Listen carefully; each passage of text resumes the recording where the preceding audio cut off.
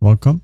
In this video, I'll show you how to delete AWS EC2 instance. All right, first up, go ahead and log into your OS console. Now, once you're in here, go to the search function and type in EC2 and click on this link.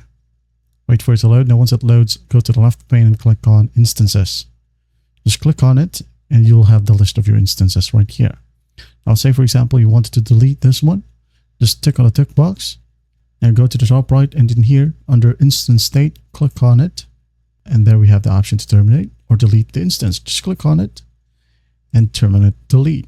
As you can see here, it says successfully initiated termination, deletion of this ID. When we refresh it, as you can see here, the instance state says terminated. Now what we're going to do is just check on to volumes, snapshots, and then elastic IPs. All right, we'll have to delete those as well. First up, volumes right here. Try to refresh it and check if there are any volumes.